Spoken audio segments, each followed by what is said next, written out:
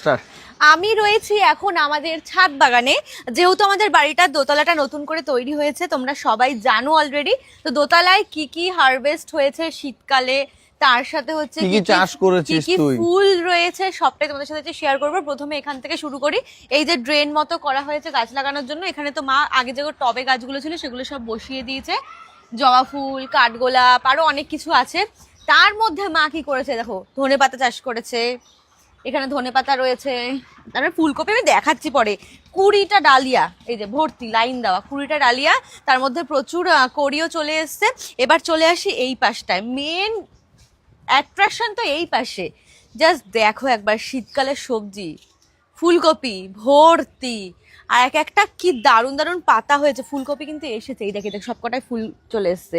এইখানে ফুল রয়েছে, এই হলো মেন ওই যে ফুলকপি, ওই হয়ে প্রত্যেকটাতে ফুলকপি হয়েছে, প্রত্যেকটাতে, মানে প্রত্যেকটা গাছে। তারপরে মা কিন্তু এগুলো সমস্তটা চারা বানিয়েছিল, যেগুলো থেকে এখন করি এসেছে। মানে যখন মাদার প্লান্ট ছিল একটা, তখন সেখান থেকে কাটিং করে বসিয়ে সেগুলোকে কাটিং করে কড়ি বানিয়েছে। দেখো কতগুলো এখানে চন্দ্রমল্লিকা রয়েছে।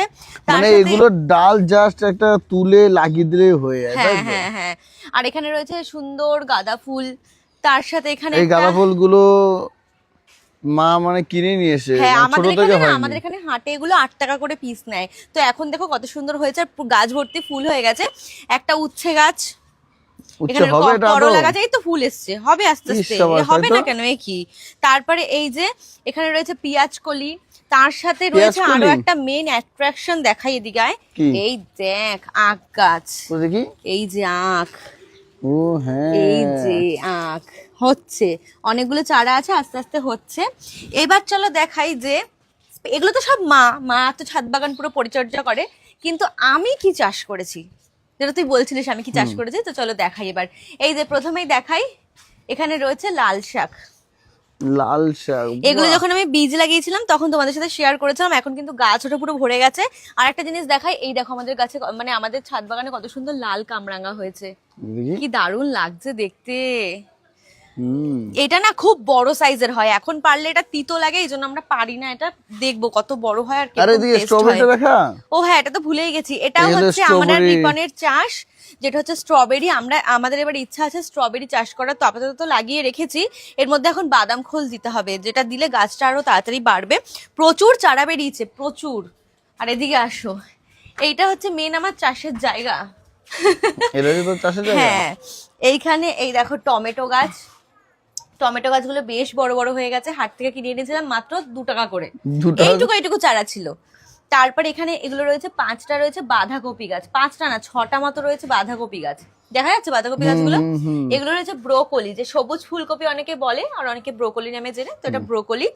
একটা বক ফুল গাছ লাগিয়েছিলাম, অনেকগুলো লঙ্কা গাছ লাগিয়েছি, তার সাথে এই যে শিম গাছ, যেটা আমি আলাদা করে প্ল্যান্ট করতে পারছি না বলে হয়তো গাছটা নষ্ট হয়ে যেতে পারে 2-1 দিনের মধ্যে, কারণ এটা ধরতে পারছে না কিছু।